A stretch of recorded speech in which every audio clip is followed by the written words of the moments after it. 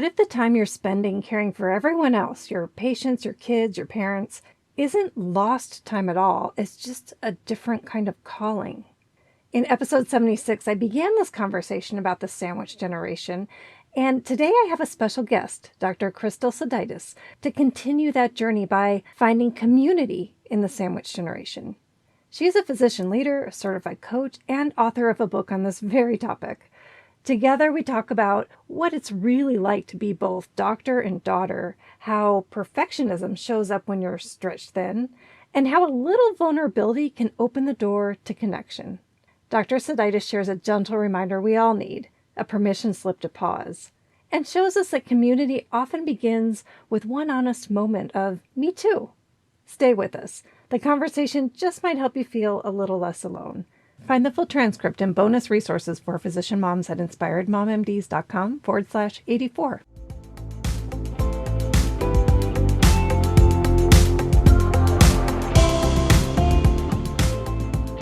Hello, welcome back and welcome new listeners. You're listening to the Inspired Mom MDs podcast. I'm your host, Dr. Cindy Van Prague.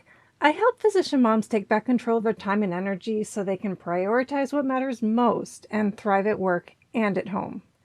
In each episode, I bring you honest conversations, inspiring stories, and practical strategies, including interviews with incredible women who are redefining success on their own terms. Let's dive in. Hello, everybody. Thank you so much for coming back to the Inspired Mom MDs podcast. Today, I have a very special guest. I'm going to give you a quick introduction. I am thrilled to welcome Dr. Sodaitis, a physician leader, certified coach, and author whose work shines a light on what it really means to live in the sandwich generation. She currently serves as Associate Chief Medical Officer at Health Alliance, where she leads efforts in population health, quality improvement, and provider engagement. But what makes her work especially compelling is how she bridges that leadership with her coaching practice. She helps physicians and other highly intelligent professionals who identify as neurodiverse stop the shame and negative self-talk and start embracing their gifts. With an advanced certification in physician coaching, she specializes in supporting twice exceptional individuals, even those who may not have an official diagnosis, but struggle with focus, executive function, or perfectionism. Her message is powerful. Different does not mean deficient. She brings that same honesty and insight to her new book, which is, I'm sorry, it's been out for a little bit, to her book, Sandwiches Are Delicious. This feels more like a vice. It's a collection of essays exploring what it's really like to care for aging parents while raising a family and maintaining a career. I am so honored to have you here today, Dr. Sodaitis. Welcome. Thank you. That was a beautiful introduction. Thank you so much, Cindy. I'm really, really excited to be here. Oh, I'm so glad. I'm so happy to talk about this topic. But before we really dive into the concept of what is sandwich generation, was there a particular moment or story that made you realize that this phase of life that women are in really needs more attention? Yeah. Um, you know, I don't know. I can't pinpoint like a very specific moment. It's interesting because when I was dealing with, I think I started to conceptualize this book and I actually had the title of the book in my head for years before I was doing even before I was doing the intensive amount of support for my parents that I do now. And it just sort of like stayed there. And here's where like a lot of my coaching tools really helped is like it just stayed there. I knew I would write the book someday. But it just kind of like germinated and I waited and waited and then and somebody talked to me about something called the Tiny Book Course. And I was like, huh, okay, I'm gonna Oh, do that. I'm gonna write the book. That was it. oh, and that's it. And here we have it. So I'm going to just show it to like this is the book. So Thank we'll have a link in the show notes. Oh, that's neat. So it was one course that really that's what sparked you to get Yep, going. yep. Yeah. To give me the framework to like figure out, okay, how exactly do I publish this book? Right, because it sounds overwhelming at first. And I was also overwhelmed. I don't consider myself a writer. I Uh, was overwhelmed with the prospect of writing a book. And yeah. then somewhere in there I thought, no, I don't have to write the whole thing. I can, get essays from other people and get their experiences. Honestly, I think now is one of the strengths of the book because it's just not my Mm-hmm. experience. It's other people's experience. Some of them are really different from what I Hmm. experienced. Yes, and that's what I loved about the book was that it was different perspectives. Yeah, that's great. So for those who may have not heard the term before, how do you define sandwich generation? Yeah, the I think of someone in the sandwich generation, if you are providing support, and that could be financial support or emotional support Mm, for a parent and a child. So your okay. own child and one of your parents or even your in-laws. Okay. Okay. So that's a nice broad definition that includes a lot of people. Yeah. Yes, yes, Yeah. yes. And from even some people who are providing support to maybe it's an older person in their synagogue or their church, Mm, or their neighbor. That doesn't quite, it's not in the traditional sandwich generation definition, but that can also be a toll, especially if you feel a sense of responsibility to them as well as a child. got it. So you're expending the same amount of energy. You don't have to be married into or blood related to that person. Exactly, Yeah. exactly. Okay. Got it. What are some of the unique emotional or logistical challenges that you see in this phase, especially for physician moms? Yeah. I mean, I think the one thing about physician moms is, as a group, we tend to think we should, in quotations, be able to do Mhm. everything. And so we are invariably have very full lives and days and schedules. Yeah. And then you bring on the added responsibility. There's a lot of obviously guilt in that you always feel like you should be somewhere else, right? I have to take mom to the doctor, but then there's a soccer game, and then I have to, do I have to, I have to get to clinic. Yeah. Maybe one of these people has an emergency and you have to cancel clinic, cancel patients, and then that has to be rescheduled. So there's a lot of guilt. There's a lot of exhaustion. It's not just Mhm. physically exhausting to go. We've all had days. If you're a mom, you've had days where you've literally spent 6 hours just driving around. Mm. And that's one level of exhaustion. But when you're Mhm. also dealing with a lot of logistics, in terms of like doctor's appointments and getting to the pharmacy and answering questions, that just adds to the physical exhaustion and then the emotional exhaustion. If one of the people you're caring for has an illness, especially a chronic illness that requires a lot of attention, you have a child with a chronic illness, you have a parent who's decompensating, whether it's Yeah. mentally or physically, that just adds to the emotional fatigue. Mhm. So you're emotionally fatigued, you're physically exhausted, and you're balancing all these logistics, which could change day to day if someone gets sick or Exactly. something new happens. Exactly. Wow. And you're Exactly. balancing that with patient care as a physician. Yes, yes. And I, and there is a little bit of humor. It's kind of like a Giles humor. I can't remember what the term is, but where, yes, I call my dad and I use a specific sort of not it's not a platform, it's something called Jubilee TV because he can't use the phone anymore. He can't use the computer. oh, okay. And even now, it's funny, but it's not like he'll pick up the remote control and use it as a phone, thinking he's talking to me, but it's Yeah. really on a screen. And Yeah. I'm like, "Ugh," I'm like, Dad, or like asking him to turn the TV off or turn the volume down, but he Hmm. really can't because he doesn't really know how to use the buttons anymore. With that, So yeah. it's really sad and painful, but also you've just got to like, in some ways, you got to, not, it's not like a laugh funny, but it's like, oh my gosh. Yeah. Yeah. You're finding a little lightness in the moment. Maybe if not Yes. humor, but it's just kind of lightness. Yeah. And I find that too in medicine. That's personally how, well, a lot of physicians cope with Hmm. something so distressing to find the lightness in it. Right. Yeah, Exactly. it's not funny, but yeah, I get what you're Right. saying. Now, you work closely with physicians and other professionals too. How do you see this perfectionism and these high achievement tendencies show up during this phase, during being a sandwich generation mom? Yeah, because we have this idea that we should do everything and we should do Hmm. everything well. Hmm. Maybe not perfectly, but I should be able to manage all of these things well.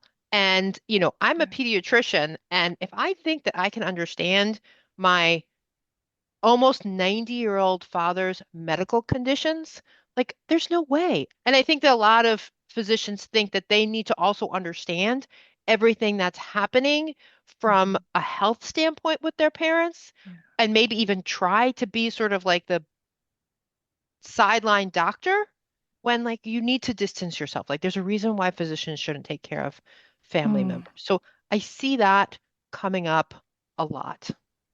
And Yes. just thinking like I should have a perfectly clean house and all the laundry should be done and all the kids should still be in all their activities. Yeah.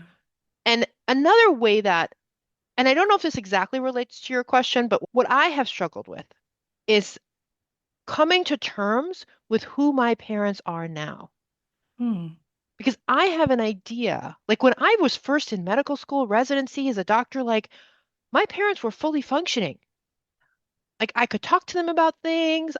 I could just tell them like, hey, I could talk to them at that time. I'm that old that I probably wasn't in the car, but I Mhm. could talk to Yeah. them and say like, I'm going to work. I need you to like, you have here, do this, this, and this, and it Mhm. would get done. I certainly, neither one of my parents, at this point. My Yeah. dad, there's no way. My mom would say, sure, I'll do it, and then need very specific instructions. And each time she would call me or connect with me or text me, how do I do this? Show me how to do that. Like, well, you're not actually doing it. So, I'm not sure if that relates to the question, but I just felt like this was a good time to bring that in. That's a great time to bring that. Yeah, I think it does answer the question because you did say that there's this feeling of wanting to do everything perfectly. And so that goes straight to the perfectionism. But I Yeah. love that you brought in how parents change as they age and your roles and relationships with them. I don't want to say Yeah. mature because it doesn't necessarily get better in the sense of what mature is. And then you mentioned too, being a doctor thinking, I'm a pediatrician. How do I really know what my 90-year-old father is going through? So I've mentioned this before in other podcasts, but my mother passed away when I had a 1 year old and a baby, Mm, like a little 5 month old. yeah. And so there was a prolonged period where she was in the hospital, in the ICU, just all the things, just horrible, all the things. And here I am, I'm an anesthesiologist, but I'm not, she had cancer. I'm not an oncologist. So Mm, I had that struggle of feeling like I needed to know like her treatment plan and when they were doing things and and it was too much of a burden to put that on me to think that I would know just because I have an MD after my name what exactly. she's going through. I could do anesthesia, but I don't do oncology. So I Yeah. really hear what you're saying there. And I think that this dual identity of being both a doctor and a daughter in my case or Mhm. son really creates a conflict. And have you seen that same conflict in yourself and which I think is what you're talking about or Yeah. your clients? Tell me about that. Yeah, very much, very much. And our parents, neither one of my parents are physicians. Hmm. So they rely on me to help them make medical decisions and to Hmm. interpret what their physician is telling them, which I do to the best Yes. of my ability. Also, if I'm talking, if I'm like my mom might have me on the phone when she's at the doctor's office, I do take my dad to, because my dad lives not close by, but within driving distance. My mom doesn't. So I Hmm. will take my dad to his doctor's appointments, and often they talk to me as if I'm a layperson, and I don't stop them. I don't correct them. I might use Yeah. my own medical terminology when I'm speaking to them because I'm not sure that I could do otherwise, but I don't Hmm. stop them. I'm like, yes, I want you to explain this to me like I'm not a doctor. Yes. I agree. Yeah. And it's almost like you don't want to tell them you're a doctor sometimes. Yeah, So they just tell it to me yeah, straight. Yeah. yeah. And I just want to add when I was helping to care for my mom, I had to make a conscious decision to step back into the daughter role and out of the doctor role. And I think I even said it out loud to the physicist, like, I am her daughter right now. You need to walk me through this. Don't Yeah.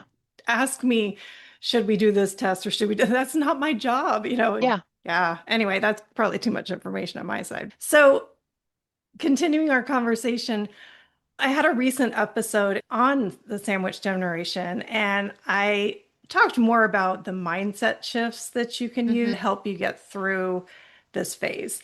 And one of them that really stood out for listeners was having a sense of community. Yeah. And I'm curious, what does a healthy community look like for someone in this phase of life, especially when physicians are so used to being the ones that everyone else depends on? So, how do you flip that around and get a community?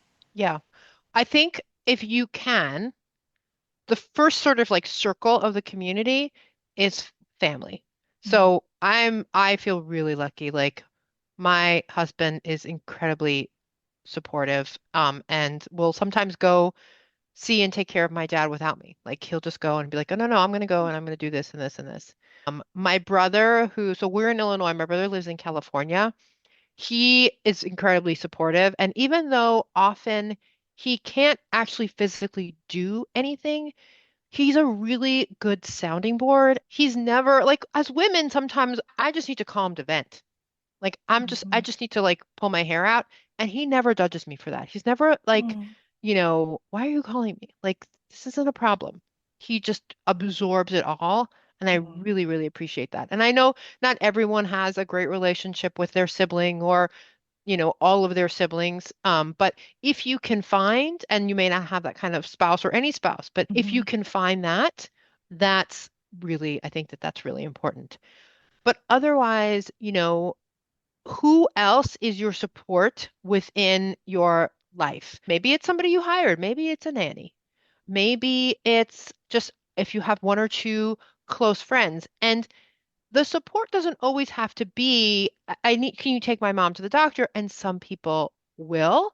Sometimes just having that, like my brother does for me, just having that sounding board, just having someone that you can, talk to that is willing to hear those things that are funny but not funny because you just need to get them out, as a release is really, I think, is a first step. And I'm sure that I haven't looked for like a sandwich generation, Facebook group.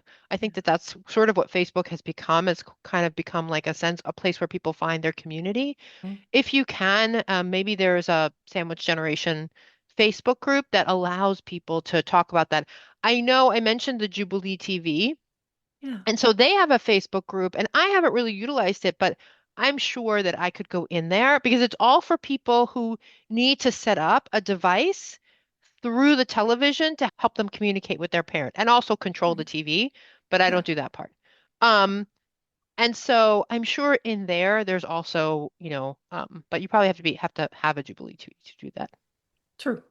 And I was going to ask you about that. I'm like, what about online? Hmm. But Yeah. what I'm hearing is that close family is a natural first circle to go to, but there are also some unexpected places you can find help where it could be someone like your nanny just listening to you. And you're mentioning Facebook groups, the Jubilee group. I found that Reddit's a popular community too. I mean, Hmm. there's so many. I mean, Yeah. there's so many I don't know, but that seems to be Yeah. pretty popular too. Yeah, I agree. There are many groups out there that you can reach out if you have to, and you could be anonymous too, and then you can Right. vent your feelings. Exactly. Yeah, I Exactly. love that. I think so many physician moms are struggling with that, and that I think a lot of people are so busy, and as we get older, we don't keep as many of the close friends, and so that Hmm. community is a little more difficult to achieve. I just thought of one other thing too, that there may be more people that are struggling with this than we think, right? Because also many physicians, me myself, like we have children a little bit older. So our parents are going to be a little bit older, and our kids are kind of school age. There are other people who are in that same situation. Mhm. Sometimes you just have to ask. Sometimes you just have to be the first person to say, wow, I'm really struggling with dealing with my mom and my kids at the same time. Yes. To see what they say. A little radical vulnerability. Isn't that what Brene Brown or somebody says? I was just going to say that's vulnerability. Yeah. And it's so amazing how once you put that out there, once you say something like that, how many people in the room speak up and say, "Oh, I'm feeling the exact same way." Yeah, And then there you go, you have a community right there. exactly. I'm so glad you brought that in. Yeah. Oh, thanks. So, for those listening today, or just right now today, feeling stretched thin between their parents or their loved one or someone they're responsible for, a big person, and the little people they're responsible for, what would be just for today? What's one small step they could take to just feel more grounded? Oh, to feel more grounded. Yeah. You know, I am going to give them a virtual permission slip to take 15 minutes. It could be at the beginning of the day, in the middle of the day. Take 15 minutes just for yourself. You don't have to do anything. You could scroll, you could read, you can sit in the bathroom by yourself just for 15 minutes. Set the timer. Here's a permission slip. It's yours. Because I'll take sometimes that. that's what we need. We Yeah, need somebody to just say, you're allowed to do this. of course. You are allowed to take 15 minutes for yourself. Yeah. And I'm trying to mentally add up how many minutes are in a day that you're giving to other people. I can't do it on the Oh, yeah. spot, but Yeah. 15's nothing. So, how can people listening today reach you if they want to reach out and talk to you? Yeah, thanks so much. So my website is Neurodiverse Docs. I will say that for people who are neurodiverse, this Mhm. is a really, really challenging time, especially if you Mhm. struggle with executive functioning. Now you Mhm. have added layers of responsibility and things to, organize and coordinate. So you're not alone. And, I would love to help. And so Neurodiverse Docs is my website and the book. You can read the book. I absolutely love the stories that people were vulnerable enough to share with me. I wrote maybe like 5 or 6 of them, so a little less than half, but that's on Amazon. Find it. It's really just on Amazon. It's print on demand, so you should get it relatively quickly. I do Yeah. have an e-version on my website. I can send a link to you if you want to. If people want to just read it, it probably pulls down as a giant PDF. So I'll send you that link as well. Great. If you just want to connect, my favorite places are like LinkedIn. I'm Krystal Sodaitis on LinkedIn and Life Coaching for Gifted on Got Facebook. it. Got it.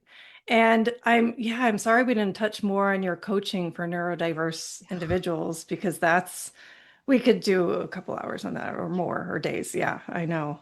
So you have so much in your background we could talk about, but we just really narrowed way down to the sandwich generation today. There's so much more to Dr. Sodaitis than sandwich generation, I just want to say. Just thank you. Thank you for sharing your insights and your stories today. I really appreciate you being here. And I hope that everyone got a nugget of information today that helps them move forward. I hope so too. At least their permission slip. Permission slip is the key takeaway today. Well, Okay. thank you so much. Thank you for You're inviting me. welcome. You're welcome. Thank you for tuning in today to Inspired Mom MDs. If this episode resonates with you, please share with a friend who may benefit too. And I humbly ask you to please leave a review so other doctor moms can find me too. It helps. Thank you.